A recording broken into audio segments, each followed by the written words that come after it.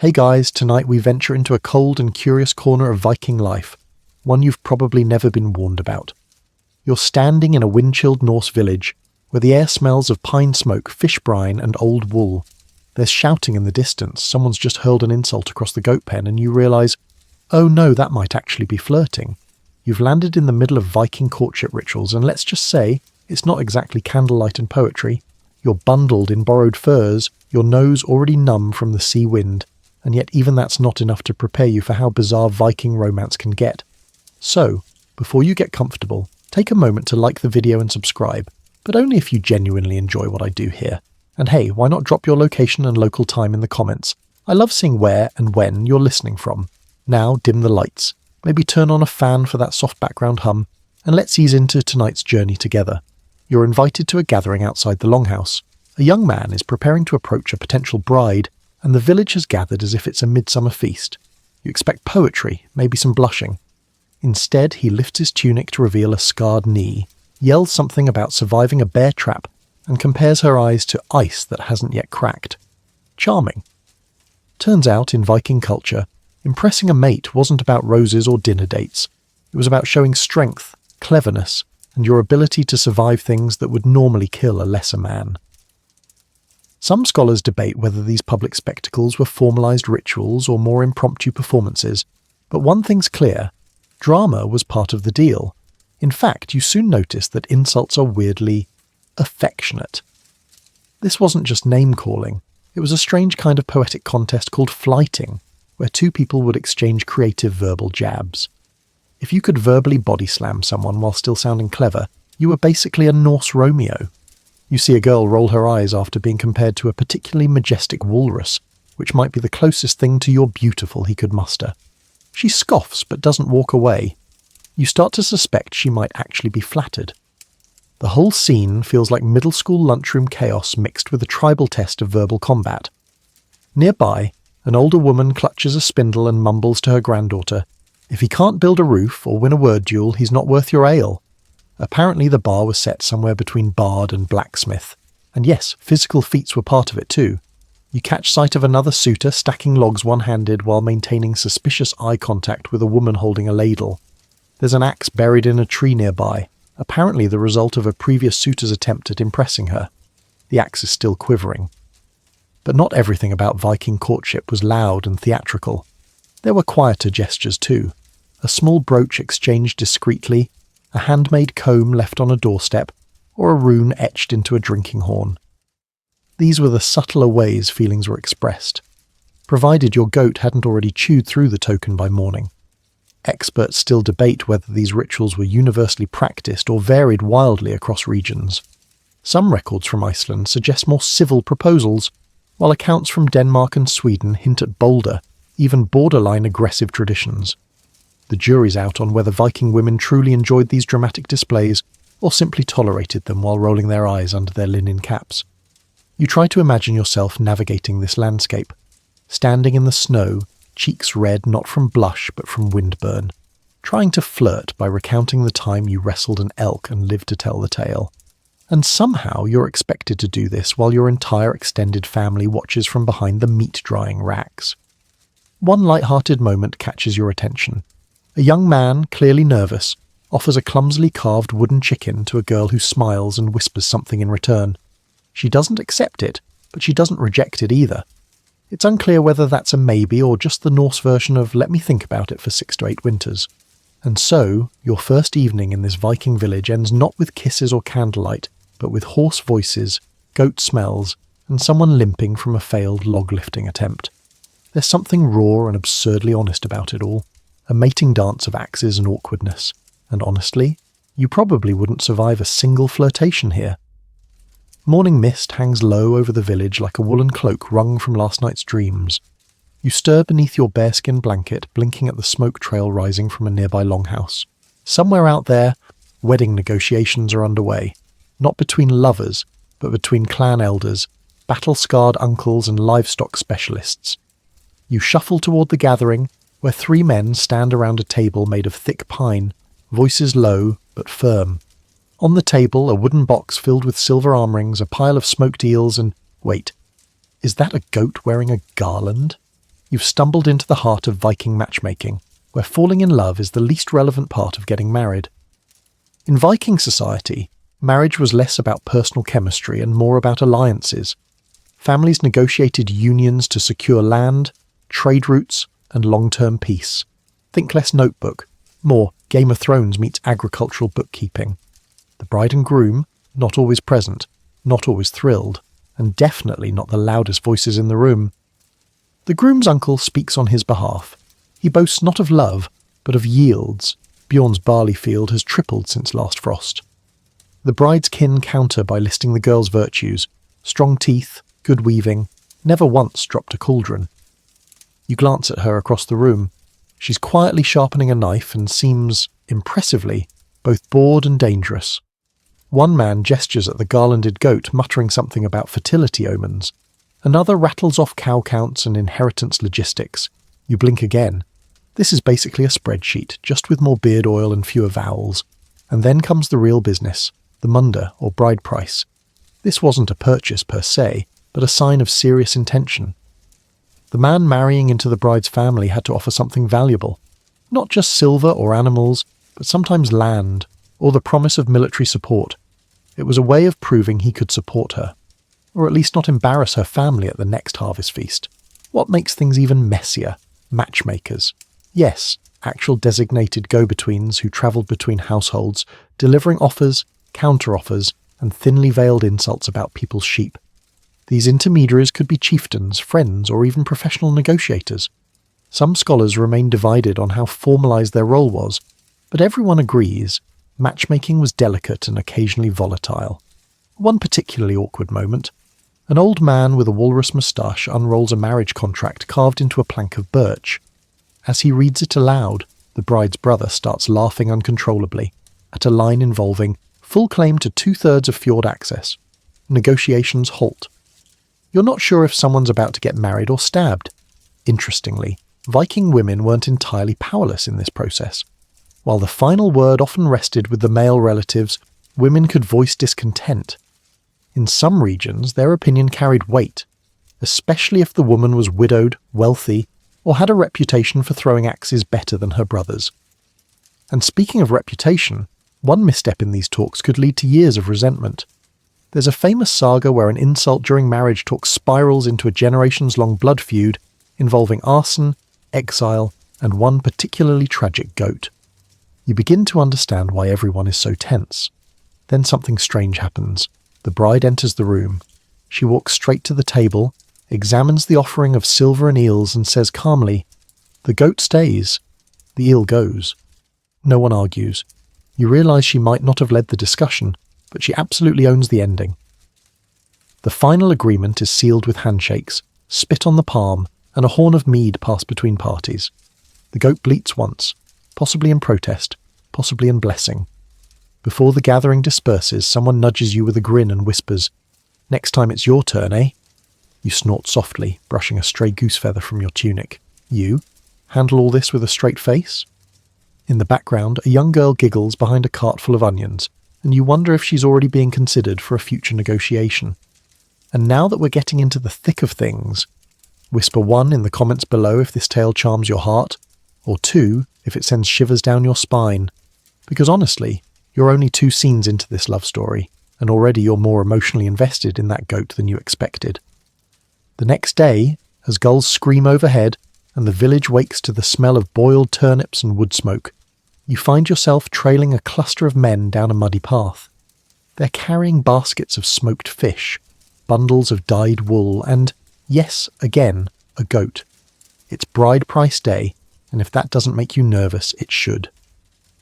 The groom-to-be walks stiffly, like a man carrying both nerves and the hopes of his entire lineage. He holds a modest chest with iron fittings. Inside is the munda, a traditional payment made by the groom or his family to the bride's kin.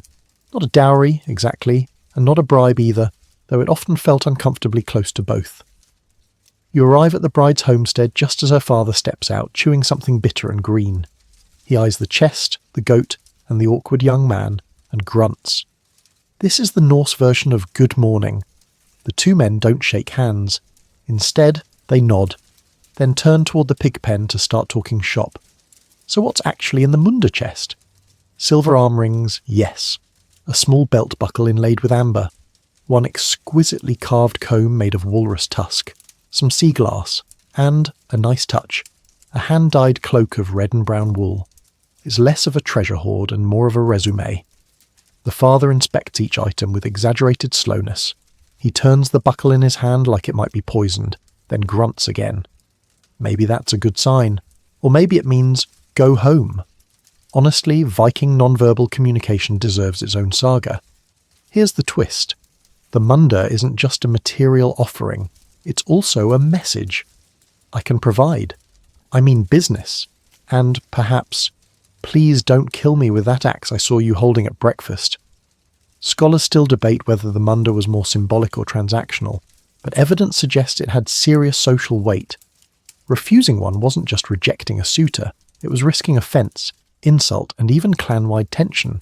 You notice the bride watching all this from behind a wooden shutter, her expression unreadable. She's not involved in the haggling, but she's very much observing. Some stories mention brides being asked quietly beforehand for their approval, especially in more egalitarian Icelandic communities. Other accounts paint a different picture, where a girl might only find out she's getting married when someone ties a ribbon around her comb and says, "Congratulations, it's happening." It's worth noting that bride prices varied widely. A poor farmer might offer a single cow and a half-decent sword. A jarl's son could throw in land, ships, and enough silver to make your eyes water. In some cases, a Munda was stretched over time, paid in parts or withheld until certain conditions were met. Like a Norse prenup, but with more goat fur. The goat, yes, it's still here, has begun chewing on one of the basket handles. No one stops it. Maybe this is part of the ritual, or maybe no one wants to wrestle a goat while mid-negotiation. After an hour or so of mostly grunting, chin-scratching, and prolonged silences that could crush a weak soul, an agreement is reached. The bride's father nods once more, the groom exhales like he's just dodged a siege, and the goat is finally leashed to a tree. The Munda has been accepted. The match is on. A fringe but fascinating tidbit.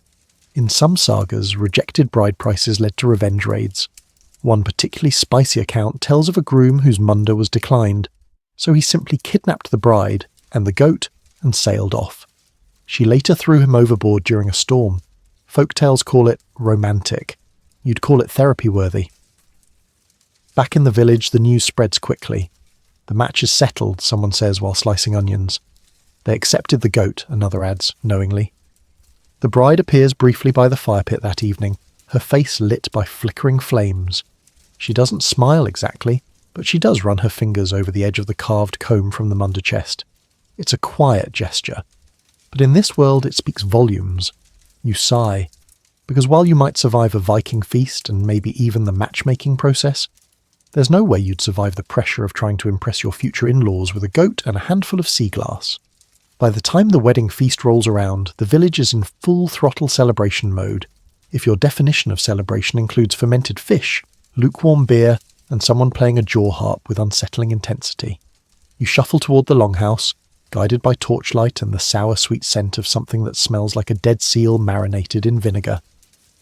The longhouse has been swept clean, benches covered in woven wool, and pine branches tucked into roof beams for good luck. There's even a stack of extra cloaks by the door, just in case someone drinks too much and decides to wrestle the firewood again. Inside, the atmosphere is oddly formal.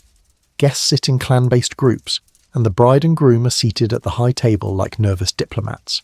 This isn't just a party, it's a public declaration, a political signal, and in some cases a tentative truce. Viking wedding feasts served as both union and spectacle, and nothing short of chaos was acceptable.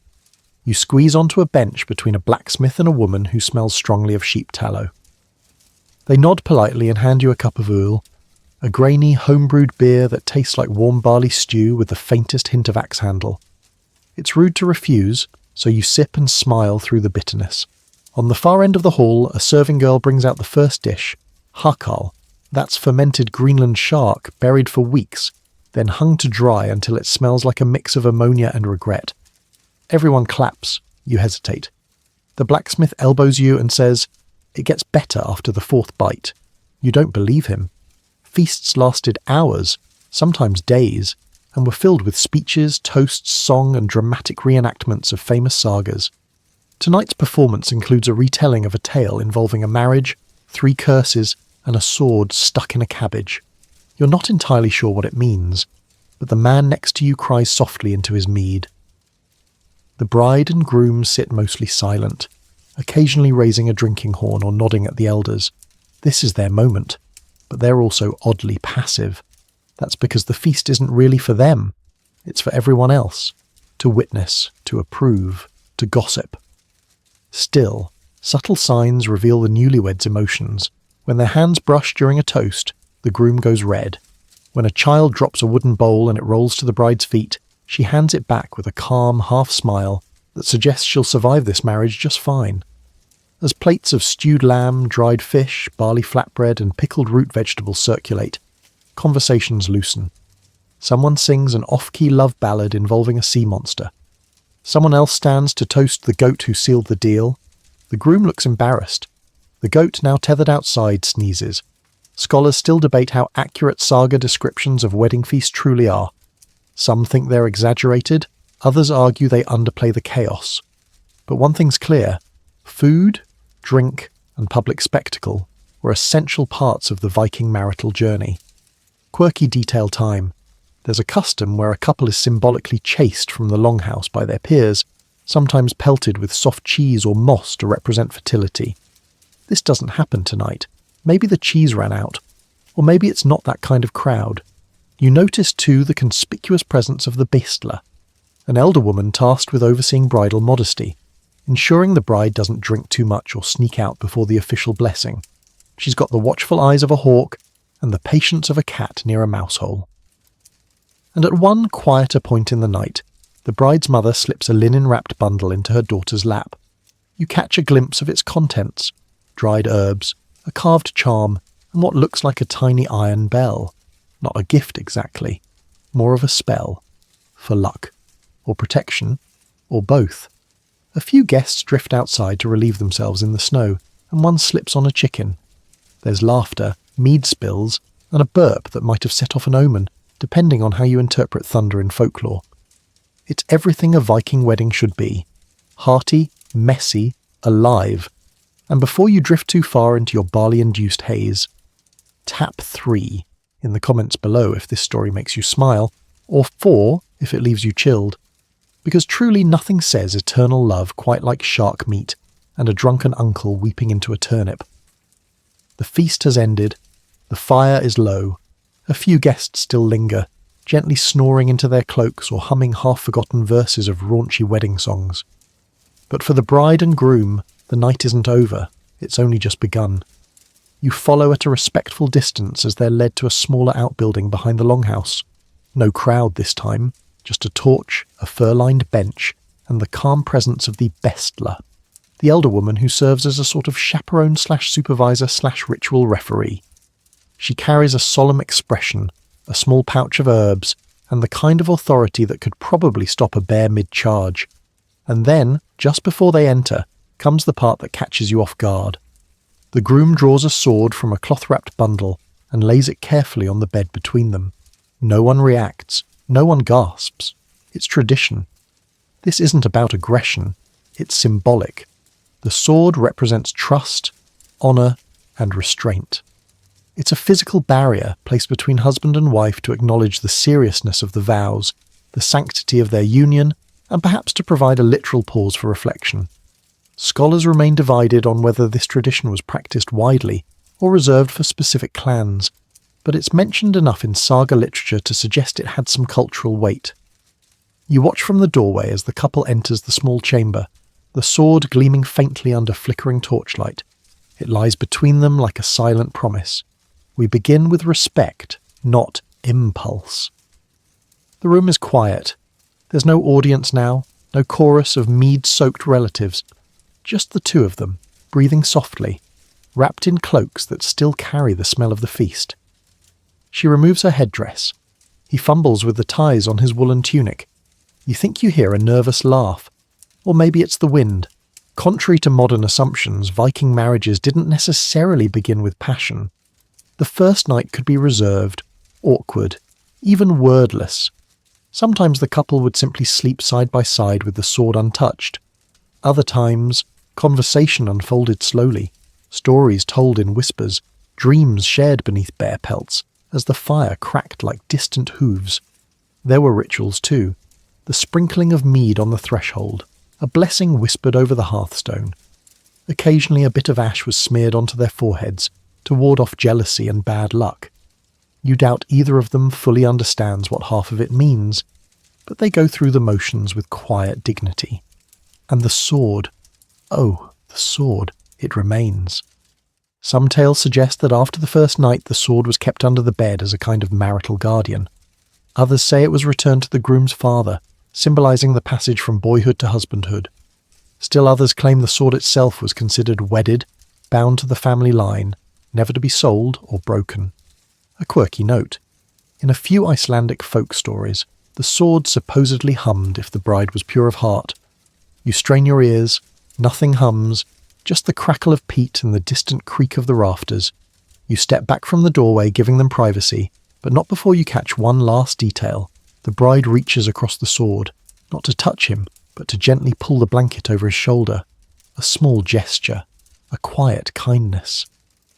Maybe that's what Viking romance looked like in its truest form. The Bestler, who's been standing outside like a statue, finally nods and walks away. Her job is done.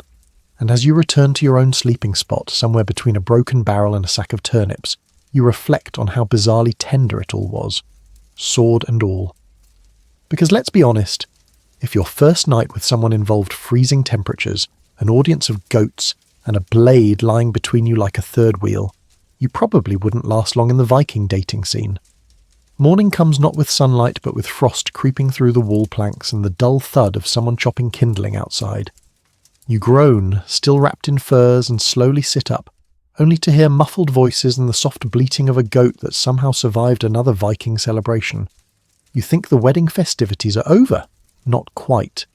Today begins what some Vikings practiced as a trial marriage, a fascinating and peculiar tradition known in certain regions as a marriage of a year and a day. You blink. Did they really test drive the relationship like a longboat with a leaky hull? Apparently yes.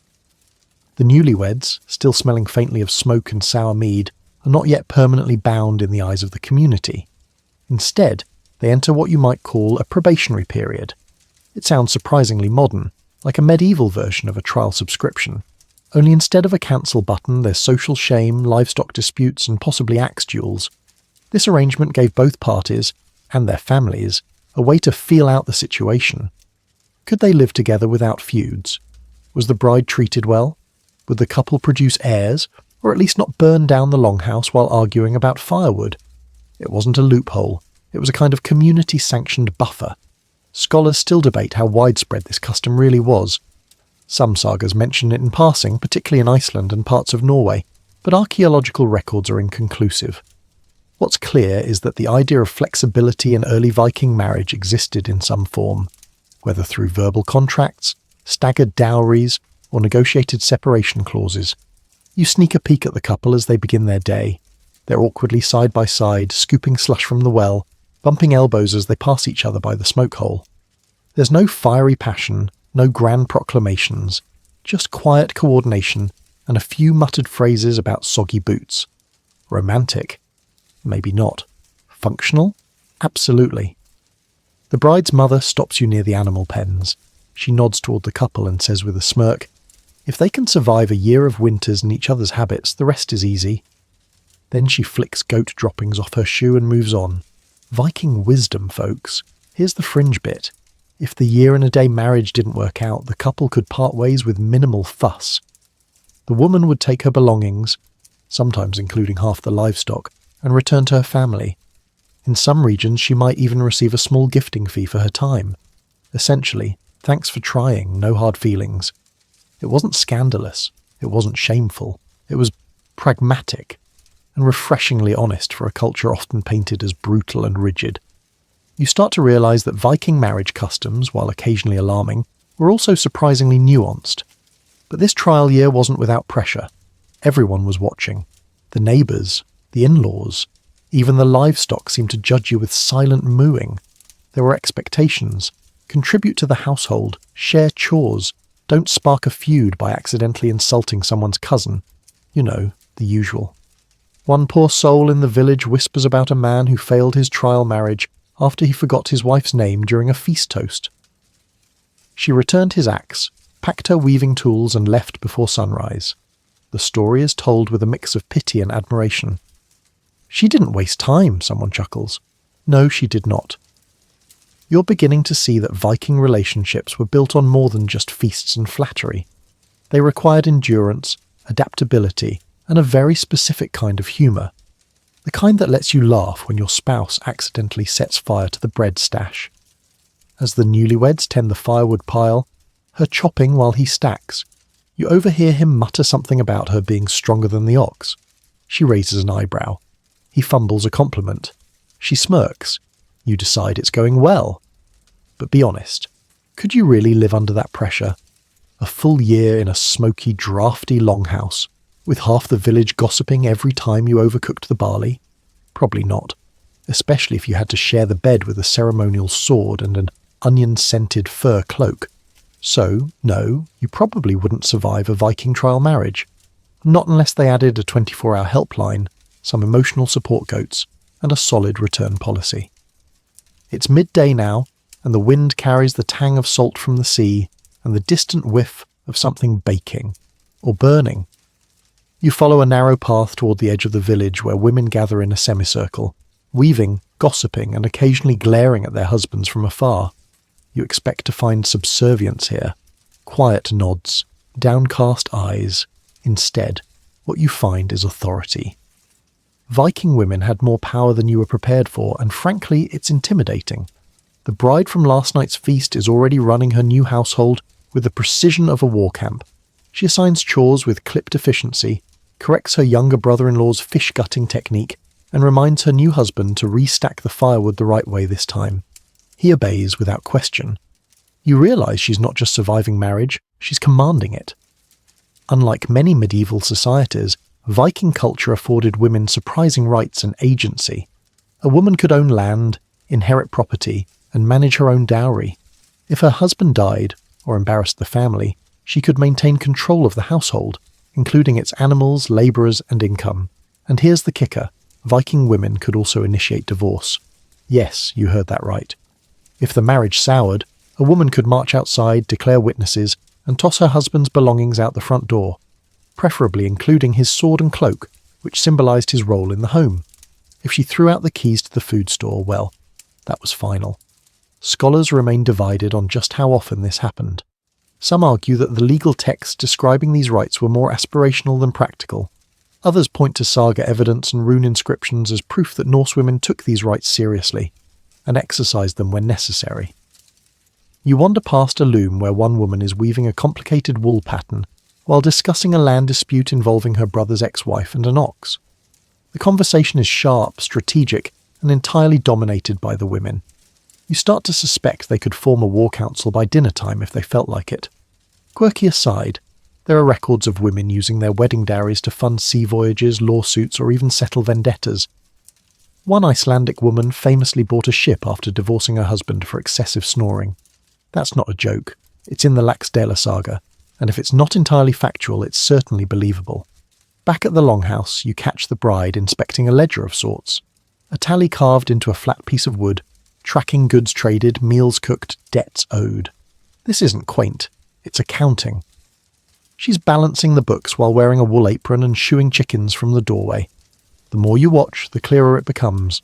Viking women weren't sidelined, they were central. The home was their domain, but that domain had legal, economic, and sometimes even military reach. If a woman's husband died on a raid, she didn't just mourn, she took over, and if he came back with less silver than promised, she had questions. You overhear one woman telling a tale about her cousin who challenged her husband to a wrestling match after he tried to bring home a second wife without warning. He lost. Badly. And the second wife, she ended up working in the smokehouse. You have no doubt the story's been embellished, but even so, you wouldn't last 5 minutes trying to keep up with these women. Their strength isn't just in the physical sense, though you're pretty sure one of them could lift a sheep with one arm. It's in their presence, their steadiness, their place in the village's fabric, stitched not as background but as foundation. As you sit quietly near the fire pit trying to look useful while peeling turnips, badly, one of the women offers you a wooden cup of mead. She doesn't smile, but she nods. You nod back. You feel like you've been granted temporary clearance to stay. But let's face it, if you were thrust into a Viking marriage, especially with a woman like this, she'd outthink, outwork, and outwit you before breakfast. And honestly, you'd be lucky if all she threw at you was your sword. By now you've noticed a rhythm to this Viking village, a pattern stitched into the snow and smoke and salt. It's quiet in the mornings, loud in the evenings, and filled with far more goat-related interruptions than you expected. But something else becomes obvious as you move through the days. The husbands aren't always here. In fact, most of the men are gone. Some are off raiding, others are on trading expeditions that might last months, even years. And while they're sailing rivers in Eastern Europe or dodging storms on the North Sea, guess who's in charge back home? Yep, the wives.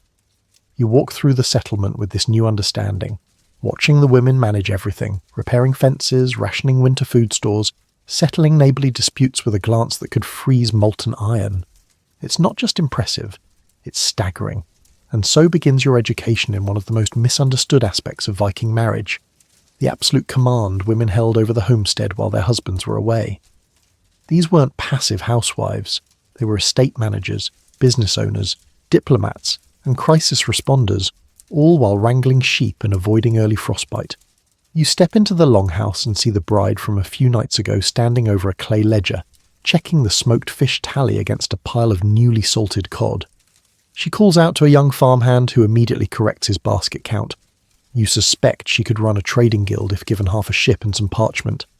Her husband, gone upriver with the others. They'll be back in 6 weeks, if the winds are kind and the negotiations in Dublin don't turn into sword fights. Meanwhile, she's holding the line, and the ledger. Scholars agree that this temporary role reversal was a norm in many Viking communities. Husbands went abroad, sometimes for profit, sometimes for pillaging, and the wives were left with full control of household affairs. Some even wielded the keys as a visible symbol of their authority. A woman wearing her keyring at her belt was the Norse version of a CEO badge. One elderly woman in the village, slightly bent but sharp-eyed, leans over and tells you with dry humour, "We don't miss them much. Less laundry." Then she dumps a bucket of frozen turnip peels into the chicken coop and moves on. Quirky historical note: in some Norse settlements, husbands even wrote letters home during raids and expeditions, scrawled in runes and carved on wood. One famous letter reads, "Keep the goat dry, sell no grain, tell Thorstein to stop chewing the doorframe," touching in its own chaotic way. You begin to understand that Viking marriage was rarely about constant companionship. It was about trust at a distance. The idea was that a woman could be relied upon to uphold the household status and survival in the husband's absence. And woe to the man who returned and found things mismanaged, or worse, discovered his wife had done a better job than he ever could. Which brings us to a debated historical question. How often did these marriages stay marriages? Experts still argue whether long absences led to more divorces, or whether they actually strengthened bonds through mutual respect and independence. The sagas go both ways. Some tell of women who waited faithfully, others of wives who remarried while the men were still mid-raid. At one point, you pass a young mother training her daughter in the art of weighing salt against dried meat. "One day you'll keep the books," she says. The girl nods, her face serious. You realise that knowledge here is generational. So is responsibility. Later that evening, a group of women sit around a fire, not spinning yarn, but negotiating a neighbour's boundary line using sticks, bits of coal, and some very sharp math.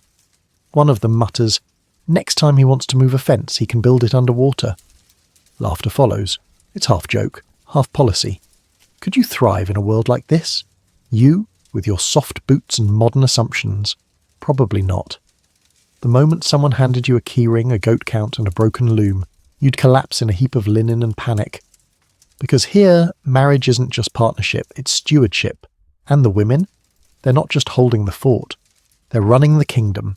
The sun barely grazes the horizon today, casting everything in a grey that feels more like twilight than morning.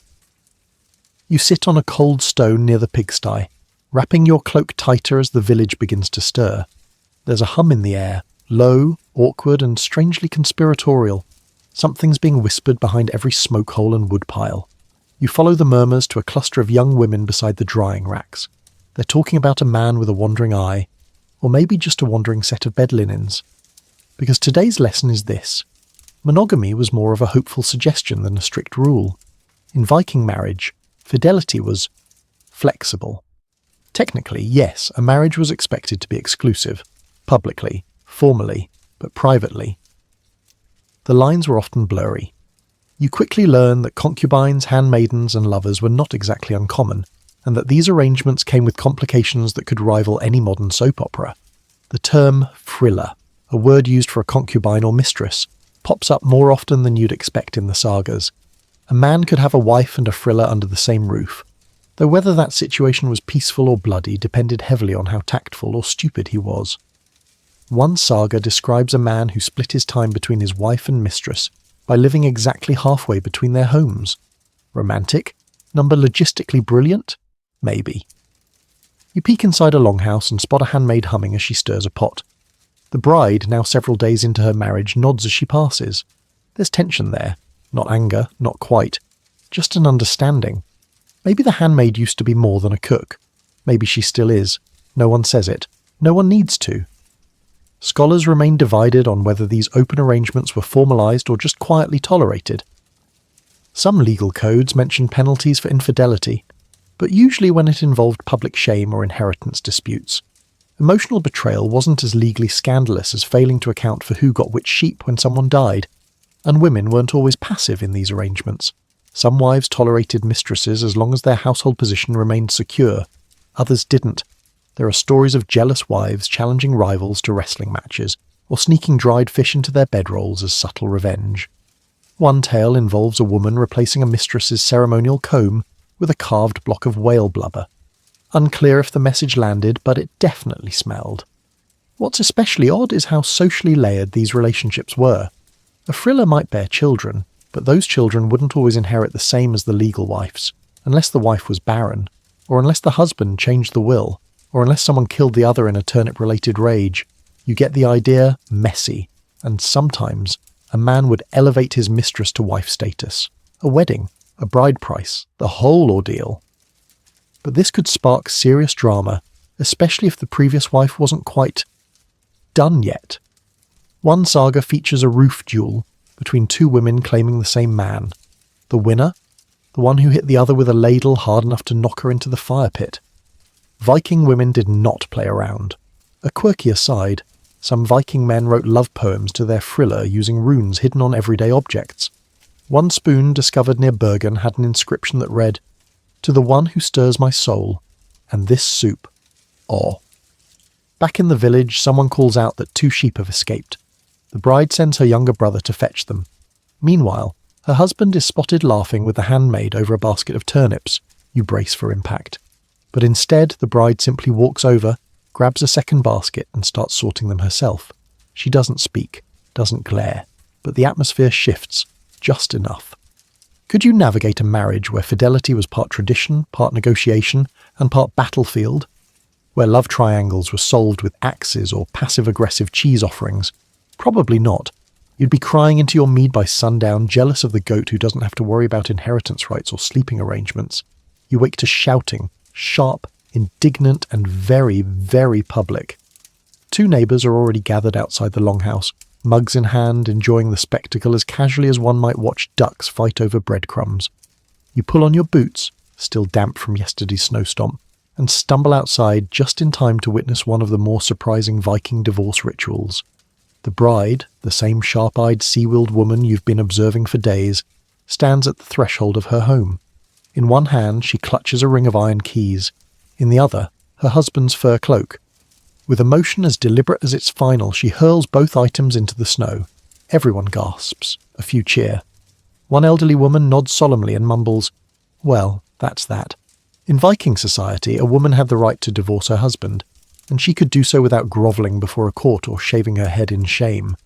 All she needed were witnesses and a reason deemed acceptable by local custom. The reasons could range from neglect, abuse, or unfaithfulness, to things like laziness, drunkenness, or a complete inability to chop wood correctly. Yes, really. The process was both symbolic and direct. Publicly throwing the husband's keys and belongings out of the house declared the marriage over. If she said a phrase like, "I divorce you," at both the front and back doors of their home, often with neighbours standing by, then legally, spiritually and socially, it was done. Experts still debate how consistent this practice was across Viking lands. Some areas had formal legal procedures written into local codes, others appear to have relied more on community consensus. But either way, the wife had power, and she wasn't afraid to use it. Back to our scene, the husband, clearly caught off guard, tries to gather his scattered possessions with as much dignity as he can muster. He shuffles around, picking up his boots, his bone-handled knife, and a bundle of what might be pickled beets. The keys lie untouched. They're not his anymore. Now here's the quirky twist. Sometimes divorces like this didn't mean the end of the relationship forever. In a few saga tales, divorced couples remarried, sometimes multiple times, often following bouts of jealousy, extended sea voyages, or disputes over livestock names. The record for Viking remarriages currently stands at too many for the goat to keep track of. You're drawn into a hushed conversation nearby where two older women speculate on the true cause of the breakup. One says it was because he tried to sell her loom. The other insists he called her a fish witch during last week's mead game. Honestly, either would do the trick. Interestingly, divorced women weren't automatically cast out. A woman could return to her father's house with her dowry intact, possibly even increased depending on the terms of the separation. And if she had children, she might keep custody, especially if the husband was off somewhere raiding, remarried, or inexplicably lost at sea again. In fact, a divorced woman might gain status as a widow equivalent, an independent head of household, with full rights to property, trade and vengeance, if necessary. You begin to understand that Viking society didn't equate divorce with failure. It saw it as an adjustment, sometimes abrupt, occasionally dramatic, but always legitimate. And what about the man? Well, depending on the circumstances, he might remarry, go raiding to rebuild his pride, or, if local gossip proves true, spend a lot of time sulking behind the mead hall carving sad little ships into driftwood. As for you, you're stunned. You thought Viking marriages were rigid, male-dominated, inescapable. But here, in the cold light of a snowy morning, you've seen autonomy exercised with more grace and authority than many modern systems allow. The woman stands by her door again, brush in hand, sweeping out the last traces of her former husband's footprints. Not with rage, not even with sadness, just with precision. And you realise, no, you definitely wouldn't survive this kind of relationship dynamic. You'd be the one stumbling through the snow, arms full of beets, muttering about fish-witch misunderstandings while the village pretended not to laugh. The next day dawns beneath a pale sky dusted with the shimmer of hoar frost. Somewhere in the woods, a raven calls once, long and low. You shiver, but not just from the cold. Something about the air feels thick, heavy, like the village is holding its breath. You follow a procession forming quietly near the sacred grove.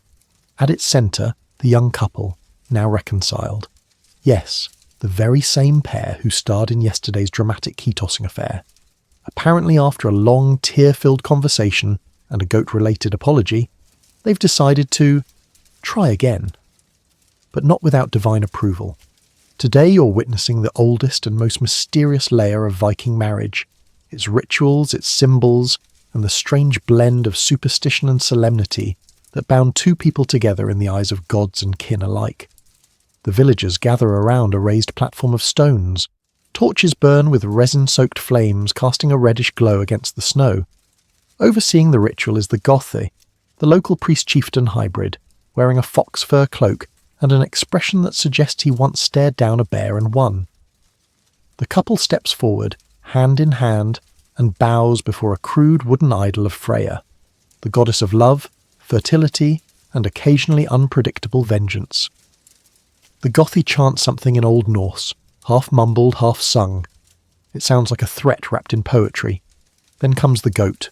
It's always the goat.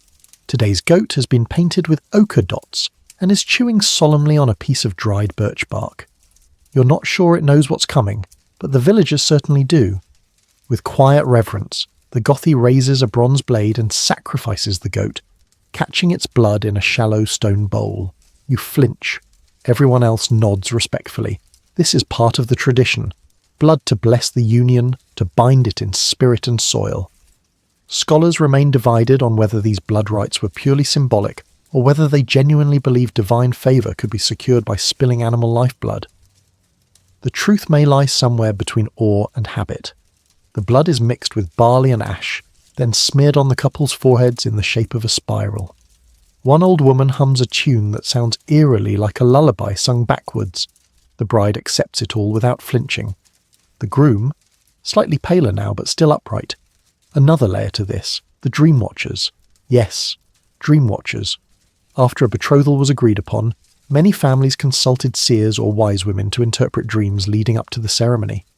If someone dreamt of wolves circling a cradle or a serpent curled around a drinking horn, the marriage could be delayed, or even cancelled.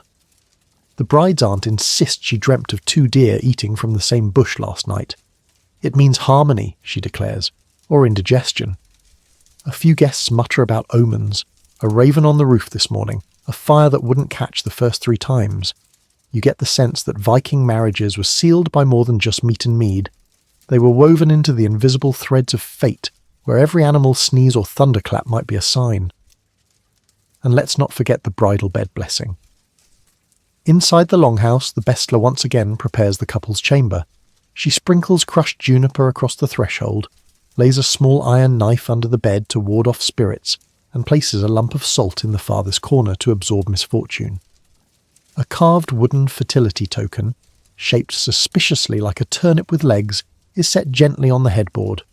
Quirky side note, one saga tells of a wedding where the groom accidentally slept on the salt lump and declared the marriage cursed due to back pain. His wife agreed. They divorced. The salt was repurposed to cure herring. As the day wanes and the light dims, the couple returns to their home. This time no sword lies between them, just a shared blanket and presumably some careful conversations about goat responsibility and firewood stacking etiquette. And you sit by the hearth, stunned that this culture, so often painted in blood and iron, could also be so saturated with ritual, symbolism, and quiet vulnerability. Every wedding a spell, every oath a whispered gamble. Could you survive a relationship bound by omens, blessed by blood, and officiated by a goat-chewing priest with too many foxtails? Doubtful. You'd forget the salt lump, misread your dream, and probably sneeze during the sacred chant. It's late.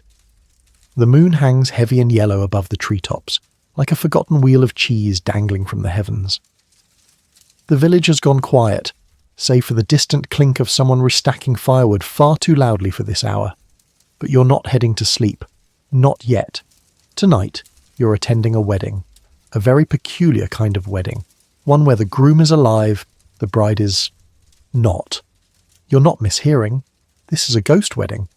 You're led to a small clearing beyond the burial mounds where a group of villagers has gathered. They stand in a loose circle, cloaked in furs, their faces half-lit by torchlight. At the centre, a carved wooden effigy of a woman dressed in bridal linen and adorned with bone beads and a faded hair ribbon. The groom, a young man with hollow eyes and cracked knuckles, kneels before her. He doesn't speak. No one does. This is a symbolic marriage.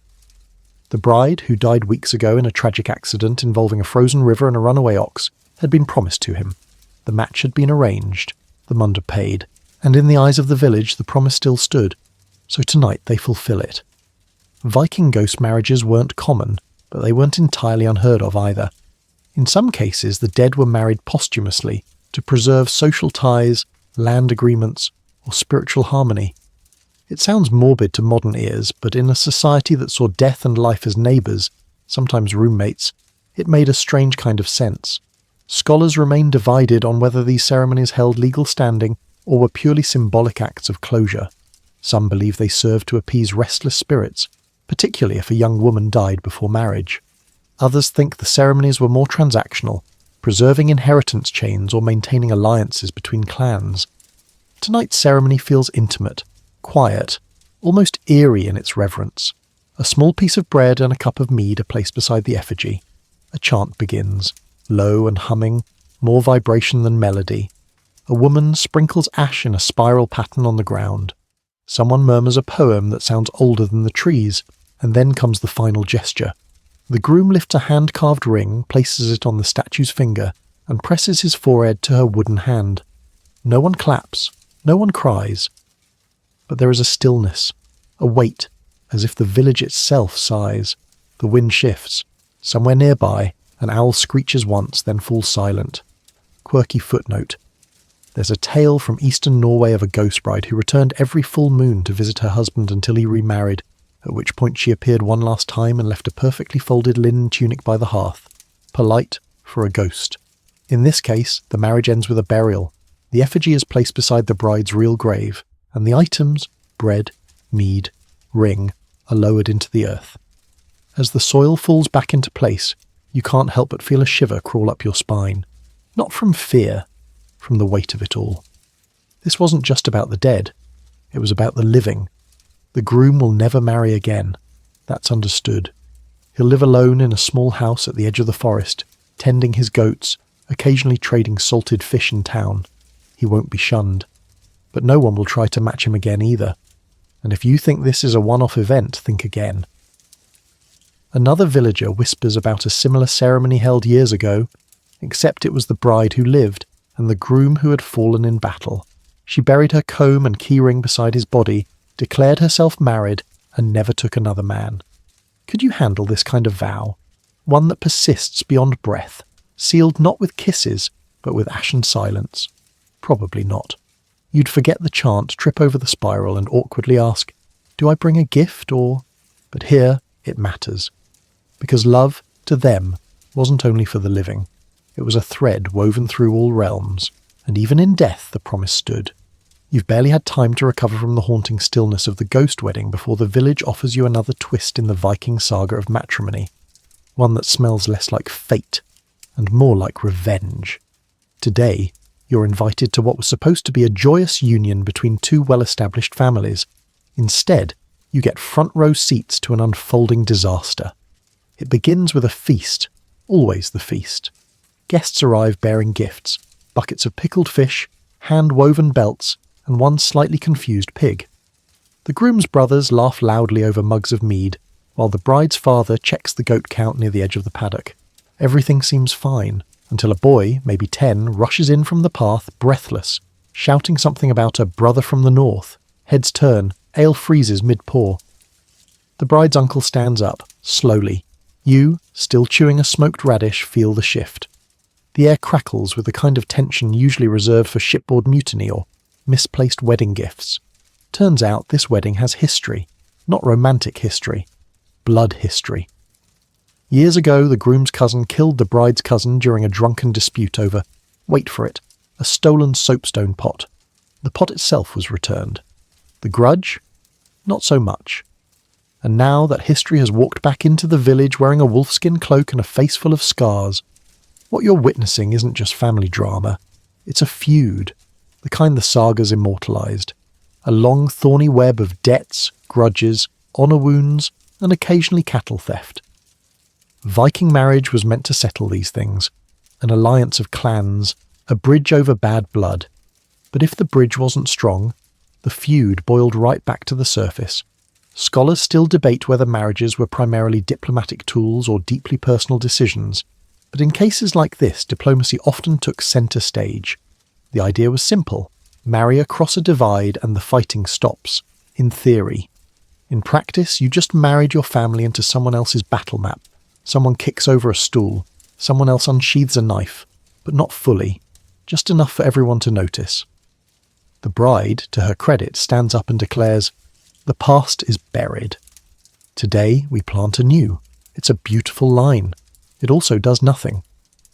The groom's cousin, clearly still holding on to something sharp both metaphorically and literally, scoffs. He tosses a wooden cup to the ground and mutters, "And what of our dead?" It doesn't escalate further thanks to the quick intercession of 3 aunts and a small dog, but the message is clear. Not everyone forgives. The feast resumes, but the mood has soured. One song is sung half-heartedly, a toast goes unreciprocated, and someone keeps coughing in a way that sounds suspiciously like the word traitor, a quirky detail. In some parts of Viking Scandinavia, families would perform a sword oath before a marriage. Both parties would grasp a blade and declare peace, promising to bury old grievances. If that vow was broken, bloodshed often followed. Some say the sword from a broken oath never found rest, used again and again in future feuds cursed by memory. Back in the longhouse, the couple tries to continue the celebration. They dance, stiffly. They exchange tokens, an armband, a woven belt. But the joy has drained, like spilled mead soaking into pine planks. Later that night you overhear two women whispering that the bride's brother has left the village entirely, unable to stomach the union. "He'll be back," one mutters, "unless he joins the monks again." Even in a culture that valued strength and endurance, emotions weren't so easily tamed. You sit quietly by the fire, tracing lines in the soot with a stick, wondering what it would be like to marry not just a person, but an entire feud, to inherit old ghosts, old grudges, and the simmering resentment of every uncle with a good memory. You'd cry during the ceremony, ask for a map of who hates whom, and probably get exiled before dessert. But in Viking society, love was rarely simple.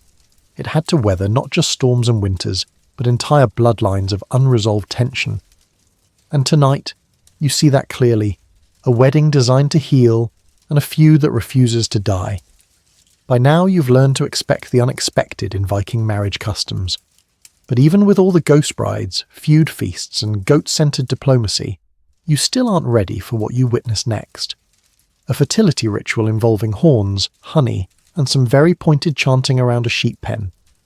It starts at dawn, or what passes for dawn when the sky looks like someone rubbed soot across the horizon. You're invited, more like dragged, by two older women who mutter something about strengthening the hearth bond. You assume this involves porridge, or maybe more turnip peeling. Wrong, so very wrong. You're led to a grove at the edge of the village where several married couples are gathered, looking mildly embarrassed and extremely cold.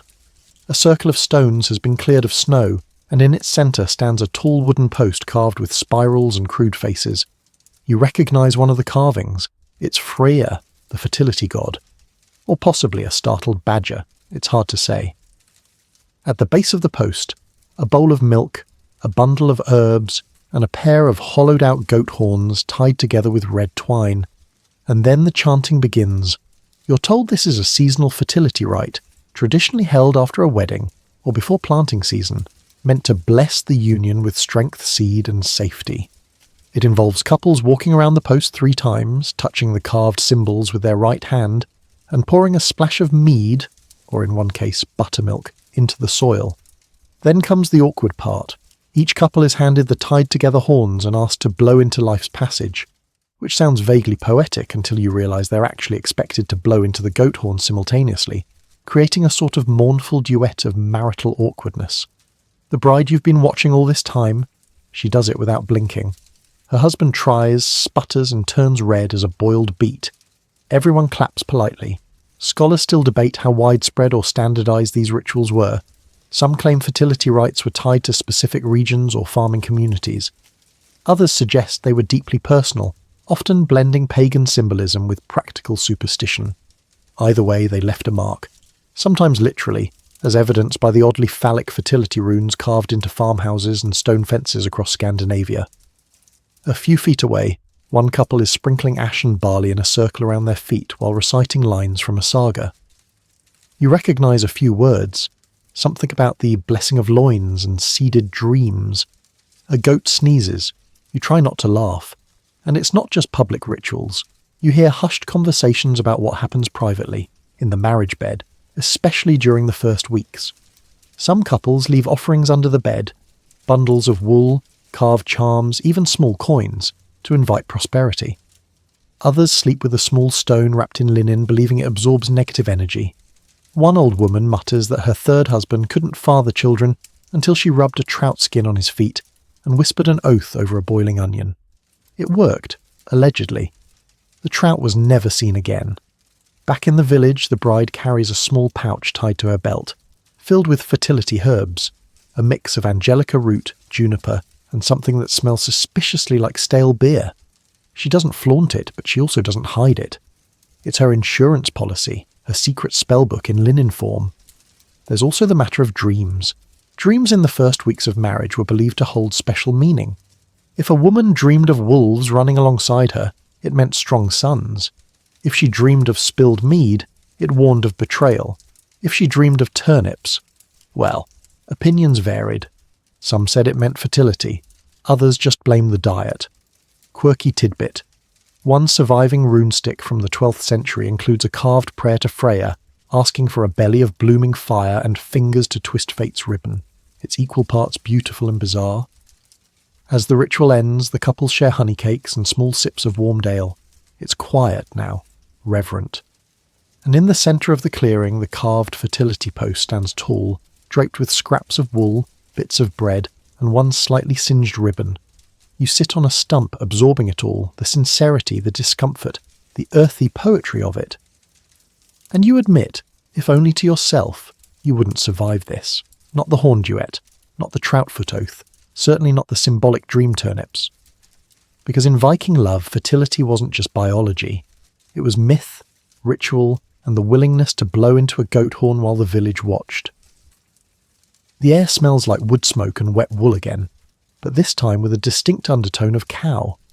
You're inside the bride's longhouse now, ducking slightly beneath the low rafters, watching as her mother, aunt, and two younger sisters bustle around with purposeful chaos. The room is buzzing, and for good reason. Today they're finalising the hymen filgia, the dowry. Now, you might think of a dowry as just bags of coins or fancy dishes, but here, it's livestock, looms, combs, and yes, the keys. Always the keys. The hymen filgia is the bride's contribution to the marriage. Unlike the munda, the bride price paid by the groom's family, this bundle of goods travels with her, representing her value, her skills, and her independence.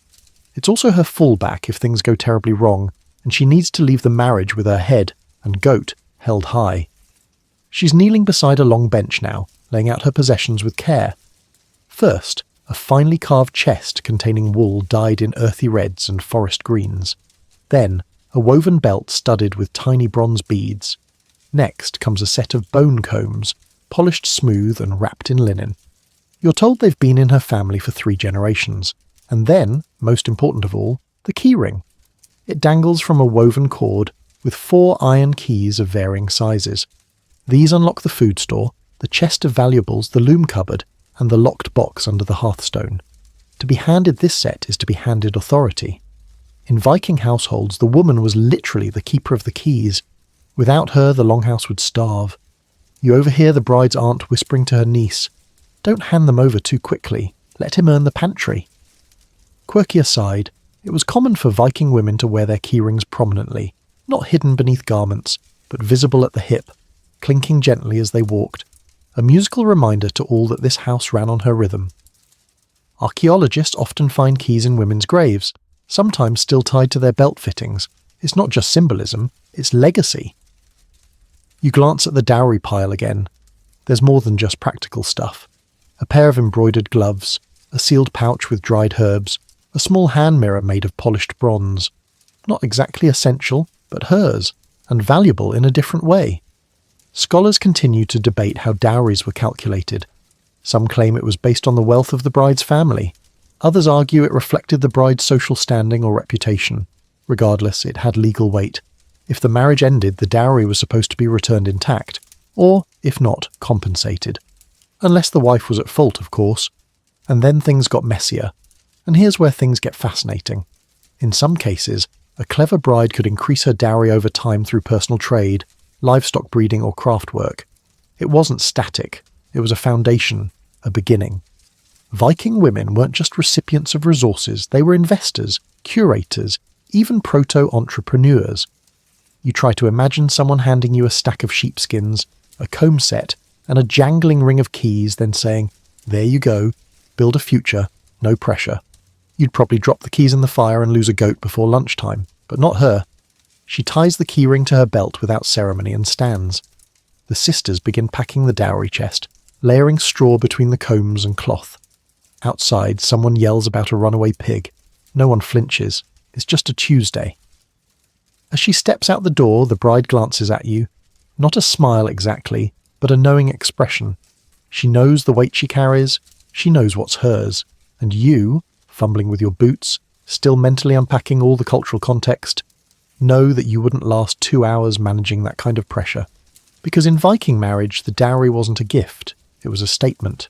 And the keys, they were never just for show. It's late afternoon when you find yourself wandering near the edge of the village, where the cliffs dip toward the fjord and the sea whispers its eternal stony song. There, on a flat slab of granite, a man kneels beside a runestone, chisel in hand, expression caught somewhere between melancholy and determination. He's carving a love note. Yes, really. Forget Hallmark. In the Viking world, love could be immortalized in stone. Literally. You watch as he taps carefully at the runes, pausing now and then to brush away flakes of stone or mutter about grammar. At his feet lies a folded cloak, a bunch of dried lavender, and what looks like a love token wrapped in oiled leather. You've stumbled into the quiet, poetic corner of Viking romance, the part where passion and prose blend, and carving your feelings into a boulder is considered both normal and romantic. The runestone reads something like, "Gonna raise this for Ragnar, whose laugh is bright like summer rain. She warmed his house and made him strong. May her name never fade." Your Norse isn't perfect, but the message is clear. And yes, it's kind of adorable. Runestones weren't only for warriors and kings. Sometimes they were carved to honour love, to remember a marriage, or to express grief after a partner's passing. They stood as permanent testaments, declarations to gods and neighbours alike that this mattered, that she mattered. And while most runestones were public, set at crossroads, near homes or beside burial sites, some were hidden, personal, tucked away in woods or along secret trails known only to the couple. The Viking version of writing your initials on a tree, except with far more chiselling. A fringe detail from the sagas. One tale tells of a woman who carved a message onto a piece of whalebone and threw it into the sea, trusting that the waves would carry her words to her faraway husband. It washed up 2 fjords over. Did he find it? Scholars aren't sure, but people still tell the story. Back in the village you notice smaller love notes too, etched into wood, painted onto shields, even stitched into garments. A belt with knotwork designs conceals the initials of the bride and groom. A carved comb has a hidden rune inside the teeth, your hand in mine. It's domestic, subtle, but heartfelt. Some couples exchanged rune sticks, narrow wooden slats with poems or flirtatious riddles scratched into them. These could be passed discreetly, tied into hair, or even hidden in bread loaves. You hear of one couple who used them to argue long distance. She insulted his goat count, someone snickers. He replied with a limerick. Even the bride from our earlier tales has her own quiet rune secret. On the underside of her key ring, scratched so lightly you almost miss it, is a line of runes. Let our door always open to warmth, not war. Experts still debate how much of this love lettering was genuine versus performative. Some say it was status. Writing in runes showed literacy, wealth, and craftsmanship. Others insist it was deeply personal, and that the act of carving was itself a kind of vow. You sit for a while beside the man at the cliff. He doesn't speak, but he hands you a smooth stone and a dull chisel. You scratch your initials, then a goat, then, accidentally, your own thumb. You hand the tools back before you make history less romantic and more bandaged. Still, there's something touching about the permanence of it all. These people, so often painted as brutal, loud, axe-happy, also whispered through granite and bone. They loved deeply. They grieved publicly. They wrote it down, not on paper, but into the bones of the earth. Could you ever express love with that kind of weight? Would you chisel your heart into stone, exposed to wind and rain for 1,000 winters? Probably not. You'd break the chisel, spell something wrong, or accidentally carve, "I love your goat," instead of "soulmate." But they did it, again and again, because to a Viking love was worth remembering, and forgetting was the real curse. A cold drizzle sets in, the kind that doesn't fall hard but seeps into everything. Your boots, your sleeves, even your thoughts. You take shelter beneath a half-finished awning near the village edge, only to realise you're not alone. A small group of traders, bundled in mismatched cloaks, are unloading sacks of grain and odd trinkets from a mud-slick cart. One of them greets a local woman with surprising familiarity. She grins, adjusts her shawl and calls out, "He's back, and he still owes me a spoon." You've stumbled into the tangled world of cross-cultural Viking marriages, where the groom might speak Norse, the bride might speak Old Slavic, and their marriage vows sound like a game of historical charades. It turns out Vikings didn't just raid and pillage. They married. A lot. Across cultures, across faiths, across wildly different cuisines, and it wasn't always romantic. It was strategic, political, or born out of long trade stops where loneliness met opportunity. The woman in question, tall, flax-haired with a Slavic accent, is one of several foreign brides in the area. Her husband is a Norse farmer-turned-merchant who met her in Novgorod while selling wool. They married 3 winters ago in a ceremony she describes as half feast, half foot race. She invites you into her home, where you instantly spot a blend of traditions. A Russian-style icon hangs near the hearth, while a runestone carving rests by the door. The stew bubbling on the fire smells like beetroot and dried reindeer. Culinary compromise, apparently. Scholars still argue over just how many Viking men took foreign wives during their journeys. Evidence suggests that marriages to Slavic, Celtic, Anglo-Saxon and even Persian women occurred. Some recorded in legal texts, others only whispered in sagas or passed down as family lore. One rune inscription in Sweden describes a man named Hrolder, who married the brown-eyed daughter of the East, and built her a house with 2 doors and a warm floor. Romantic and practical. But cross-cultural marriage came with its complications. Language was the first hurdle. You imagine trying to negotiate dowry terms while only understanding every 5th word and occasionally mistaking cow for enemy. Then there were religious differences. Pagan Vikings marrying Christian or Muslim women had to walk a tightrope of ritual respect. In some cases, the woman converted.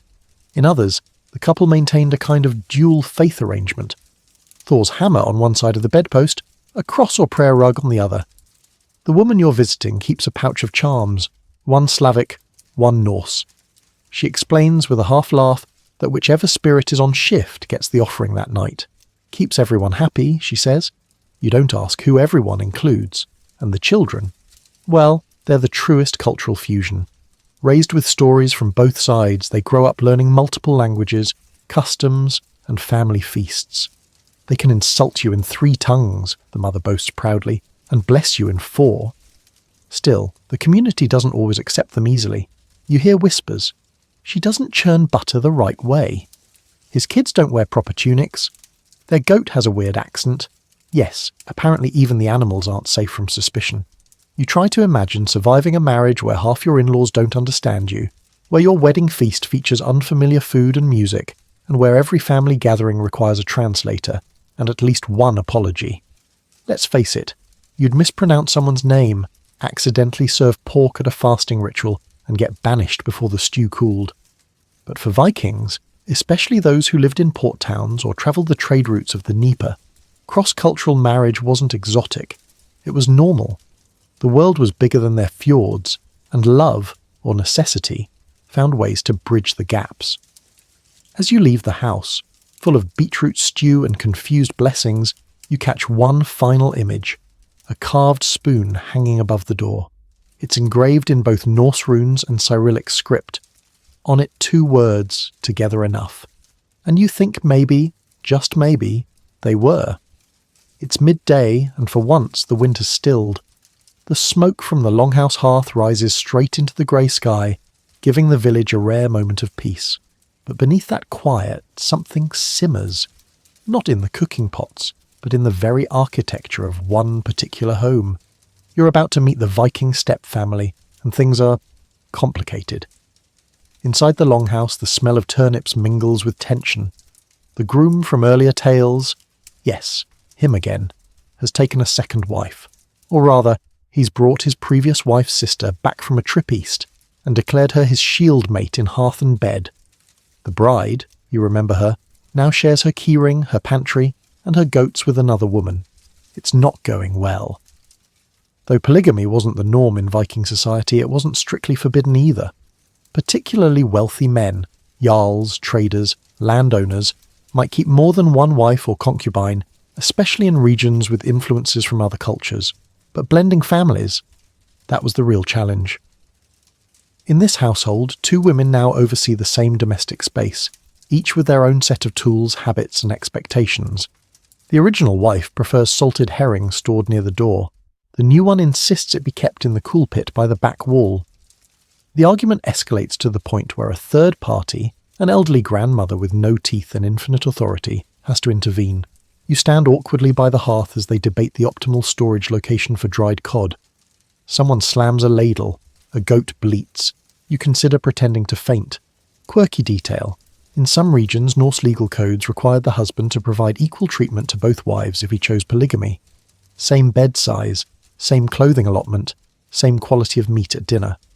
Failure to meet those standards could result in a fine, or, more dangerously, a curse, depending on the mood of the slighted spouse.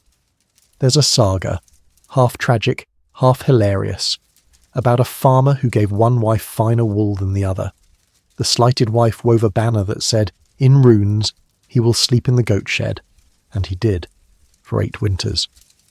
Scholars remain divided on how often such arrangements ended peacefully. Some argue that step-families were more common than the sagas suggest, while others believe they were fraught with tension, especially when inheritance rights came into play. Ah, yes, inheritance. Children from the first wife had precedence, but if the second wife bore sons, disputes over land and livestock could erupt like poorly sealed mead barrels. In this household, the second wife has a son from a previous marriage. The first wife? No children yet. You can practically hear the property lawyers sharpening their axes. The atmosphere in the longhouse is thick. Every clink of a cup sounds like a challenge. The first wife sweeps the floor with a vengeance. The second one hums, loudly and with pointed cheerfulness as she stirs a pot. The husband? Nowhere to be found. Probably out in the forest, rethinking his life choices. You lean toward the fire, trying to stay invisible, until one of the kids, you're not sure whose, hands you a carved figurine of Thor and says, he keeps peace, sometimes. You nod solemnly and accept it like a sacred offering. That night the feast is subdued. The wives sit on either side of the table, alternating bites and avoiding eye contact. A guest tries to toast their united household, and the entire longhouse goes quiet, save for one guest who mutters brave words. And yet, there are moments, tiny, thawing moments. The wives pass each other a bowl without speaking. One adjusts the other's cloak as she brushes past. A child curls up between them by the fire. The goat, still alive, still judging, sleeps at their feet. You realise this too is Viking marriage. Not just passion and poetry, but compromise, adaptation, and a stubborn refusal to let domestic disaster win the day. Could you survive this situation? Sharing a house, a pantry, a marriage, while trying not to murder anyone with a soup spoon? Absolutely not. You'd mix up the cod storage system on day one and end up cursed, goat-bitten and exiled to the outhouse. But these women? Somehow, they endure. Not out of submission, but out of strategy. They know how to bend without breaking. And in the Norse world, that might be the highest form of power. Another day, another fire crackling in the longhouse, another cultural contradiction sizzling quietly beneath the surface. Today, you find yourself in a converted granary that's been repurposed, somewhat unevenly, into a chapel. There's a crude wooden cross on one wall, a Thor's hammer carved into the doorframe, and a bucket of ashes from last night's ritual pig roasting still smouldering in the corner. This, dear listener, is where pagan vows meet Christian guilt, and it's just as confusing as it sounds. The bride and groom you've been following, yes, still them, have now been asked to reaffirm their vows in a Christian ceremony. This is not unusual. As Viking territories became Christianized over the 10th and 11th centuries, many couples found themselves navigating dual belief systems, one to satisfy the old gods, one to satisfy the new ones. The priest leading today's rites wears a robe that looks suspiciously like it used to be someone's curtain. He begins the ceremony in Latin, stumbles halfway through a psalm, and then pauses when someone sneezes loudly and mumbles, "Blessed by Freya." The room goes silent. This ceremony wasn't always a matter of faith. It was often a legal requirement. If the couple wanted to own land in certain regions, pass it on to Christian heirs, or be buried in consecrated ground, a church marriage was necessary. Never mind the fact that the night before, the same couple tied a strip of bear fur around their wrists and danced naked around a fire. That was for the gods. This is for the paperwork. Experts still debate how sincere these conversions were. Some families likely adopted Christianity for pragmatic reasons, trade benefits, diplomatic favours, better seats at European feasts. Others tried to blend both traditions, creating hybrid ceremonies where priests blessed Thor's hammers and Odin got a nod right before communion. The bride looks radiant, if confused. She's wearing the same brooches from her pagan ceremony, but now there's a small iron cross sewn into her cloak lining. Her husband fidgets as the priest intones something about forsaking all idols. A baby in the back row starts crying. The priest loses his place, again. Quirky note. In some Christian Viking unions, the wedding bread was blessed twice, once with mead in the name of Odin, then again with holy water in the name of Christ. One saga tells of a groom who dipped it in both and whispered, just in case. After the vows, the couple is sprinkled with water from a wooden ladle. The bride's grandmother mumbles something about rain from heaven while discreetly spitting over her shoulder to ward off bad spirits. The crowd nods solemnly. It's a spiritual buffet, and no one's quite sure which dish they're eating. You step outside afterward, your head spinning. A group of older men argue over whether the mead for the reception should be blessed by the priest or just left in the sun for a day and considered sacred by default. The final compromise? Both. One batch gets the holy treatment, the other gets a sprig of mistletoe and a prayer to Njord, god of wind and seafaring.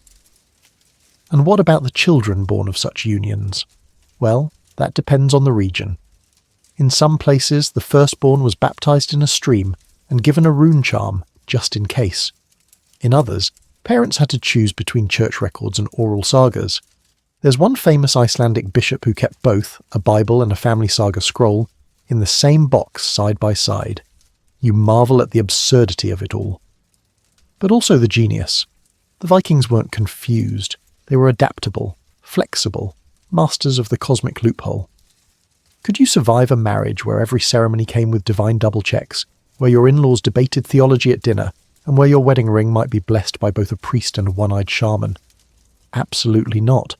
You'd end up accidentally lighting the communion candle with the fire from last night's pagan sacrifice, and be banished for spiritual redundancy. But these folks, they made it work. They danced between gods, laws, and guilt with impressive agility. Because in the end, whether by Odin's oaths or Christ's commandments, love was still a sacred contract, even if no one agreed which side signed it first. The wind has picked up again, rattling the shutters of the longhouse, and sending a few half-frozen chickens skittering across the yard like gossip with feathers. You step inside, grateful for the heat, only to walk straight into the middle of an argument. Not a loud one, no shouting, no thrown tankards, but one of those quiet, simmering domestic squabbles that clings to the air like smoke. It's between the bride and her new husband. The topic? Bedsheets. You're not joking. Apparently he folded them wrong. Or she did. Or someone folded them near the goat feed, and now the whole bed smells like hay and poor decisions. And just like that, you've entered the wonderfully mundane, frequently hilarious realm of everyday Viking marriage disputes, where the big dramas might involve feuds and ghost brides, but the small ones? Those start with laundry. The couple exchanges clipped comments while both pretending nothing's wrong. She says, "I suppose we sleep under the itchy one since someone left the good one in the drying hut." He replies with a calm, "Ah, yes. I forgot you need special blankets for your dreams." You sit down on a stool trying to look invisible. A child passes you a slightly sticky hunk of bread. You take it. It feels symbolic. Despite the epic sagas and blood-spattered stereotypes, Viking marriages were often strikingly ordinary. Couples fought over chores, over whose turn it was to fetch water, and yes, even about whose side of the bed got the warm corner near the hearth. You begin to understand why these little disagreements show up in sagas, not as central plot points, but as background noise that makes the characters feel startlingly human. Quirky detail. One saga recounts a woman filing a formal complaint to the local thing, Assembly, because her husband kept misplacing the goat tallow during winter nights, and she woke cold and dishonoured. The judges fined him 1 silver coin and made him sleep in the barn for a month. These kinds of disputes didn't just exist, they were woven into legal tradition. Viking law codes sometimes included absurdly specific clauses about domestic obligations. In one Icelandic region, a man could be penalised if he failed to provide woolen bedding before the first frost. In Denmark, a woman had the right to refuse marital duties, yes, those duties, if her husband didn't split the firewood evenly. You glance back at the couple. The bride is now refolding the blanket, muttering under her breath about north side weaving and lazy wrists. Her husband sulks briefly, then grabs a broom and starts sweeping aggressively. The tension thaws just enough for her to raise an eyebrow and smirk. You suspect this is the Viking version of foreplay. And here's the thing, these petty arguments weren't always signs of a failing marriage. In some sagas, they're a sign of deep familiarity. People only fight like this when they know each other well enough to get under each other's skin without going for the throat. There's even a saga that tells of a couple who argued so intensely about how to smoke fish that their neighbours assumed they were divorcing. They weren't. They were just passionate about fish. Outside, someone calls out about a goat chewing the roof again. The husband sighs, sets down the broom and heads out. The bride chuckles and mutters, "He'll forget the ladder again." She's probably right. You realise something else. Viking marriage wasn't about perfect harmony. It was about surviving together, through winters, feasts, feuds and folding errors, through the clumsiness of two people trying to cohabitate in a longhouse, where the only privacy comes from a strategically hung sheepskin. Could you last in a relationship where arguments were settled with communal eye rolls, legal threats over firewood, and soft jabs about weaving quality? Absolutely not. You'd storm off dramatically over a missing comb, realise you forgot your shoes, and come back sheepishly, only to find someone's turned your bedding into goat insulation. But they managed, because for all its blood and bluster, Viking marriage had room for laughter, for blankets that weren't folded right, for silent forgiveness over shared stew, and really, if you can survive a winter with someone who keeps losing the soapstone, you've probably already won. The morning begins, as many do in this village, with mild chaos and an aggressively curious goose. You sidestep it, barely, and make your way to the meeting place near the centre of town where a small crowd is gathering under an awning of mossy planks and crooked beams. A wooden post stands at the centre, carved with names, dates, and what looks suspiciously like a very unflattering drawing of someone named Bjorn. You're about to witness something rarely seen in modern life. A Viking love-related lawsuit. Yes, lawsuits. About love and betrayal and a stolen brooch, and also, apparently, a boat. The plaintiff, let's call her Astrid, is standing tall, her cloak pulled tight, her hair braided with bone beads that clack together like tiny war drums. She's here to present her case, that her former lover Eric promised her marriage, accepted her dowry-laced gifts, and then promptly married someone else, with her boat. This is not a lover's quarrel behind the fish racks. This is going to Thing, the Viking court. You settle onto a log beside a grandmother and a goat, as always, and lean in. Astrid begins to speak. Her voice is calm but icy, like fjord water before sunrise. She cites witnesses, 3 women who saw the exchange of gifts, a boy who overheard a vow, and an old man who insists Eirik said something suspiciously poetic about Astrid's hair during the Yule feast. Eric, for his part, looks like he wants to disappear into the ground. He mumbles about misunderstanding, cultural differences, and mead-fueled declarations. The villagers are unimpressed, so is the goat. In Viking society, promises carried weight, especially if they involved gifts or public declarations. A vow of betrothal made before witnesses could be legally binding, and if that vow was broken, the wronged party could demand restitution, not just an apology, compensation. Sometimes that meant silver, sometimes it meant livestock. In Astrid's case, it means getting her boat back, or its equivalent in goods, because no one cheats a Viking woman out of a marriage and a vessel she paid half a cow to help build.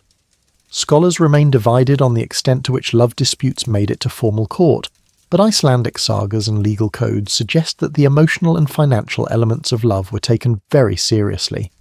These weren't just sad songs, these were potential lawsuits. One famous example, the Njal saga, includes a case where a man sued another for enticing his betrothed away, citing both emotional harm and unjust gain of goats. The verdict? Return of the goats and 2 cloaks. Back in the village, the crowd murmurs.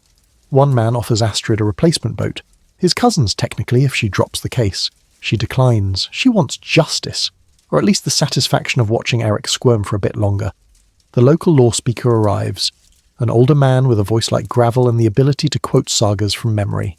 He listens. He nods. He declares that, yes, Eric broke an implied betrothal, and yes, restitution must be made. Astrid wins. Eric is ordered to return the boat, compensate her for the fishnet she gifted him, and publicly acknowledge her status as one not to be trifled with. That last part isn't official law, it's more social consequence, but no one disagrees. Quirky footnote. In some villages, if a man repeatedly broke marriage promises, he could be named in public assemblies as untrustworthy in the matter of hearts, which is basically Viking for do not date this man. As the crowd disperses, Astrid walks away without a word, her chin high and her satisfaction barely concealed. You glance at Eric, who's now being offered lukewarm sympathy by a man carving fish bones into knitting needles. It's unclear who's more embarrassed. You reflect on the sheer brilliance of it all. Viking society didn't shove broken hearts under the rug. They held them up, examined them, and demanded compensation in goats, grain, or public humiliation. Could you survive a world where your worst breakup got aired in court with witnesses and judges and goats? Not a chance. You'd crumble halfway through your testimony, misplace your rune evidence, and leave sobbing into your own litigation cloak. But Astrid. She leaves with her boat, her pride, and her head held high.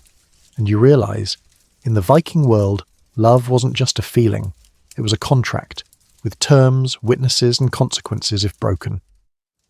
By now, the rhythms of the village are familiar.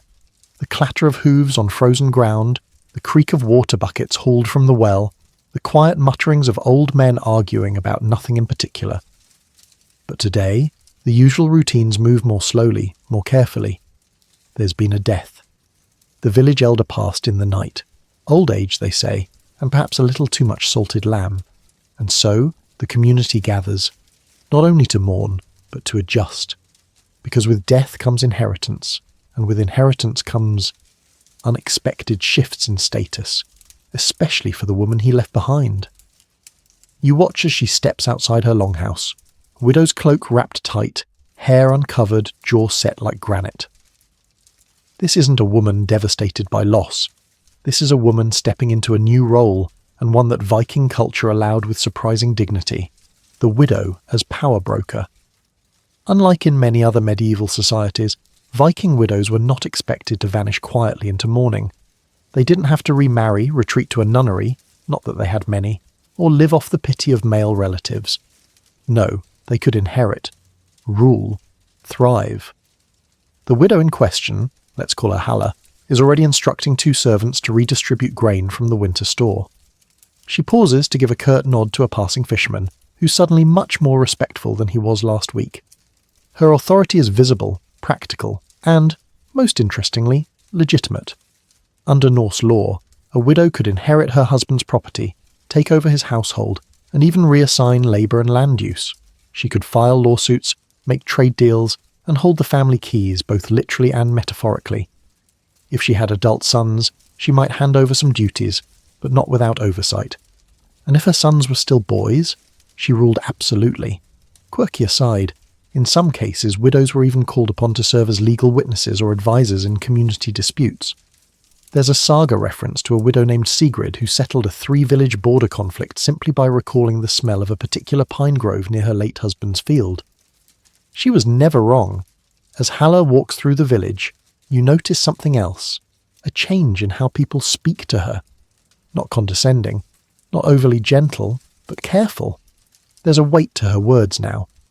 When she says, "The roof needs fixing," 5 men suddenly appear with hammers. Scholars still debate how common this level of influence was. Some believe powerful widows were the exception, the lucky few. Others argue that Norse culture, with its relatively fluid approach to gender roles and its emphasis on household competence, allowed for this kind of female authority more often than we assume. You sit near the fire pit later, eavesdropping as 2 young wives whisper about Halla's next steps. "Will she remarry?" one asks. "Why would she?" the other replies. "She has the land, the house, the goats, and no one telling her where to stack the firewood." That night, you join a small vigil by the elder's burial mound. People offer bowls of porridge, tokens of iron and wool, and low-spoken words. Halla places her hand on the mound, not tearfully, but with a firm kind of gratitude. They were married for 40 years, they say. She cooked, he hunted. They disagreed about everything from roof pitch to goat names. And now she carries both memory and responsibility. Could you handle this kind of transition? Could you step from grief into governance, from mourning into management, all while keeping the chickens from nesting in the mead barrel? Unlikely. You'd get lost in the inheritance scrolls, cry into your tunic, and surrender the property rights in exchange for emotional closure and one really good nap. But Halla doesn't flinch. She just adjusts her keyring, lifts a basket of dried fish, and moves on. Because in Viking marriage, death wasn't the end of a woman's story. Sometimes it was just the beginning of her most powerful chapter. The wind is howling tonight, low and insistent like a voice through a closed door. You pull your cloak tighter and glance toward the burial mounds beyond the village. A pale blue light flickers near one of them, and an old woman nearby mutters something in a dialect you don't understand but instinctively don't want translated. You've arrived just in time for one of the most haunting corners of Viking marriage customs, the spirits of the unwed dead. The villagers believe that not all souls rest easily, especially those who died before their weddings. A woman who passed before her betrothal was fulfilled, or a man slain before saying his vows might linger. Not as a vengeful wraith or howling banshee, but as a quiet, cold presence that unsettles homes, causes dreams to twist and curdles milk just a little too often. You don't have to believe it, but they do. And sometimes, just to be safe, they hold a wedding anyway, a symbolic union between the living and the dead to complete what fate interrupted. It's called a Drakveld bryllup in some dialects, the ghost night wedding. Part ritual, part gesture of peace, part desperate attempt to keep certain shadows from crossing doorways. Tonight's ghost bride was betrothed to a local merchant's son. She drowned last autumn when a bridge gave way during a flood. They recovered her body, but not the ring she wore. The groom, still thin from grief and sleep-deprived enough to mistake moss for bread, has asked for the rite. It begins quietly. A path of pine branches is laid from the groom's house to the burial mound. No torches, just moonlight and a single lantern held low. The groom walks alone. In his hands, her favourite brooch, a small wedding cloth, and a lock of her hair wrapped in wool. The village watches, silent. A few whisper blessings. One man hums a lullaby in a key that doesn't quite match the wind. You feel your hair rise at the nape of your neck. When the groom reaches the mound, he kneels and presses the items into the earth. Then he says the words, not loudly, but firmly, "You are mine by oath, and still are, if you wish it." He pauses. "I will carry our bond through fire, frost, and forgetting. Sleep knowing it is done." A shiver passes through the crowd. Someone coughs. Someone else sobs very softly. Quirky note. In some regions, symbolic marriages like this were sealed with a shared meal. Bread soaked in mead left on the grave, or 2 cups set on a stone near the site, never touched again. In others, a carved charm was placed at the household threshold, marking it as protected from the spirit's return. And sometimes, these rituals worked, or at least the milk stopped curdling. The child's fever broke. The dreams quieted. That was enough. Scholars remain divided, of course they do, on whether these practices were superstitious folklore or widespread community events. Some sagas mention them obliquely. Others describe them with unsettling detail. One Icelandic tale tells of a ghost bride who appeared to her former fiancé a week after his symbolic wedding, and smiled. That was all. He never remarried. Back in the village, the groom returns alone. He doesn't speak, just nods once, then enters his longhouse. The pine path is left until sunrise. No one walks it. Later, by the hearth, someone mutters about another girl, years ago, who also had a wedding like this. Her grave, they say, grows the greenest moss in all of Norway. You sip your lukewarm mead, shaken but oddly comforted. There's something about this ritual that feels deeply human, refusing to let love evaporate just because death got in the way. It's tender, it's eerie, it's practical. Could you participate in such a ceremony? Could you walk that pine path, speak those words, and then return to live a quiet life, knowing your bride was a memory? Unlikely. You'd trip in the dark, panic at a gust of wind, and spend the rest of your night sleeping with one eye open and a sack of salt under your pillow. But for them, they believe in closure, in promises honoured, no matter what the gods or rivers say. And in Viking marriage, sometimes even death didn't grant an escape clause. The skies are dull grey again, as if even the weather is beginning to tire of itself. You sit near the longhouse, wrapped in a borrowed cloak, watching 2 children chase each other with sticks and pretending they're wielding dragon-slaying swords. One shouts, "You're Helga from the sagas!" The other yells, "No, I'm the one who marries the hero," and promptly falls into a snowdrift. That's when it hits you. Viking love stories, the epic ones, the ones with songs and legends, don't always match the lived reality. Which brings us to tonight's quiet revelation. The stark contrast between saga romance and actual Viking marriage. You've heard them by now, whispered by fires and roared drunkenly in mead halls, the great love tales of the sagas, Gudrun and Kiartan, Ragnhild and Hrolfr, women with hair like midnight silk and men who composed poetry between raids, loves that survived shipwrecks, feuds, curses and, of course, battles with the occasional troll. But then there's real life. The bride you've been following, now a few months into marriage, is sitting quietly beside a loom, untangling a knot the size of a sleeping cat. Her husband is outside, arguing with his brother about whose turn it is to clean out the pig shelter. There's no poetry, no dragons, swooning, just tangled wool and domestic squabbles. The sagas gave people something to dream about, that much is clear, but they also gave wildly unrealistic expectations. Saga romance was grand, dramatic, and deeply impractical. The real thing, messy, muddy, cold, and often interrupted by livestock. Scholars still debate the purpose of these exaggerated romances. Some argue they were just entertainment, Norse soap operas with a lot more axe throwing. Others believe they carried moral lessons, loyalty, bravery, sacrifice.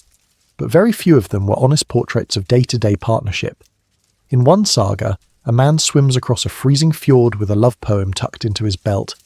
In real life, most men barely made it from bed to barn without tripping on a chicken and forgetting where they'd left the butter churn. And let's talk about those love poems.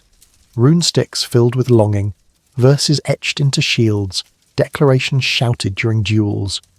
Meanwhile, your average Viking husband expressed affection, with grunted approval over a particularly well-baked turnip, or the phrase, "You didn't over-salt the fish this time." Quirky aside, one discovered rune reads, "I dreamt of your braid in the frost." Sounds romantic, right? It's followed by, "Bring the axe when you come. The fence is down." That's marriage in a nutshell. And for Viking women, saga heroines often wielded great influence, outwitting kings, laying clever traps, choosing their lovers freely. In daily life, women did wield power, but it was quieter. Managing the home, negotiating dowries, ensuring the chickens didn't freeze. Still heroic, just not quite saga-worthy. Back in the longhouse, the bride finally gets the wool untangled. She doesn't sigh or smile dramatically. She just mutters, "Finally," and gets to weaving. Her husband reappears moments later, hands muddy, tunic askew, and drops a half-thawed fish on the table. "Peace offering," he grins. She nods once. No kiss, no violin swell. But something genuine passes between them, and perhaps that's the real heart of Viking marriage. Not the saga-level highs and poetic speeches, but the everyday gestures, the quiet endurance, the shared chores, the silent acknowledgement that life is long, cold, and unpredictable, and you'd rather face it with someone who knows where the good wool is stored. Could you survive in a marriage where the most romantic thing said all week was, "I sharpened your sickle"? Doubtful. You'd pine for saga drama, wait for love poems, and collapse when your partner handed you a fish and called it thoughtful. But these couples didn't need dragon-slaying metaphors. They had partnership, resilience, a kind of tough affection that doesn't always get carved into stone but lasts through winter after winter. Because in the real Viking world, love didn't need to be legendary, it just needed to hold. The wind has softened to a hush now, brushing gently against the thatched rooftops and stirring the low, slow smoke rising from chimneys. The village feels quieter than usual, not because anything's wrong, but because there's a kind of settling in the air, a kind of end. You walk once more through the village paths you now know by heart, past the goat pen, past the fire pit where wedding songs were sung and ladles weaponized, past the longhouse where wool is still drying, turnips are still stacked, and someone inside is undoubtedly arguing about which spoon belongs to whom. But this time, you're heading to the fjord, to a final rite that lies at the intersection of marriage and something greater, the end of a life and the beginning of an eternal union. A Viking funeral. It's not the screaming blaze of Hollywood, no slow-motion flaming arrow or perfectly silhouetted longship. Just a quiet procession of family, friends, and a few bewildered chickens being herded politely away from the ceremonial path. The deceased is a woman, not old, not young, wrapped in furs, arms folded over a carved wooden spindle. Around her rest the tools of her marriage, her keyring, her best woolen cloak, a hand-carved ladle, and a small iron blade. At her feet, a rune-inscribed box containing a lock of her husband's hair and the tiny bead-strewn veil from their wedding day. The villagers place her in a small boat pulled onto the snowy beach, not to be burned, not this time, just to be set afloat, drifting with the tide, carrying her to the place where sea meets sky. Her husband stands beside the boat, silent. He presses something into her hand. A brooch. No words. This is the final marriage rite. In Viking belief, love didn't end with death. The idea of reunion beyond the grave, whether in Valhalla, Helheim, or simply in memory, was embedded in ritual. To be buried with one's tokens of love was to signal the bond hadn't frayed, even if the threads now reached across worlds. Quirky historical note. In some cases, spouses were buried together, simultaneously or years apart. Archaeological digs in Norway and Sweden have uncovered shared graves, where a husband and wife lie side by side surrounded by tokens of their joined lives. Cooking pots, swords, amber beads, and the occasional very well-preserved comb. But even when they weren't buried together, the symbolism of marriage followed them into the afterlife. One runestone in Gotland reads, "She was his equal in work and word. May they meet again where mead runs freely." As the small boat drifts out onto the grey water, the villagers watch. A child throws a flower into the surf. An old woman hums something too faint to hear, and slowly the boat becomes smaller. The waves become larger. And then, she's gone. You sit on the shore for a while, staring out at nothing, thinking about everything. About courtships that begin with axe throwing and end with a key tossed into the snow. About bride prices negotiated between fish and family pride. About ghost weddings, fertility horns, divorce rituals, step families, saga dreams, and arguments over bedsheets. About how love in Viking culture was never tidy, never easy, but always fierce. Could you last through all of it? Number not even close. You'd fold the bedding wrong, insult someone's goat, get sued for poorly worded affection, and faint during the fertility chant. You'd cry when someone offered you a fish as a love token. You'd walk into the wrong grave during a ghost wedding, and you'd never ever figure out the correct storage method for dried herring. But maybe that's okay. Because Viking marriage wasn't about surviving perfectly. It was about enduring together, through blood and frost and laughter and bread, through tangled wool and shared chores and funerals at sea. And now, as the smoke settles, the water calms, and the village quiets behind you. Let's ease into sleep. The fire is low now, just soft glowing embers in the hearth. The longhouse is still, the only sound the faint rustle of furs as someone turns in their sleep, and the crack of wood settling in the walls. Outside, the stars hang silently above the fjord, mirrored in the black stillness of the water. The boat has long disappeared into the mist. You close your eyes, and the cold is gone. You feel only warmth, layers of wool, the weight of history, the gentle pull of sleep. Let the echoes of chanting fade, let the crackle of marriage feasts dissolve into nothing but soft footsteps in the snow. Let the sword in the bed, the goat at the door, the keys at the waist all drift away. Here, in this quiet moment, you're wrapped in something older than stories.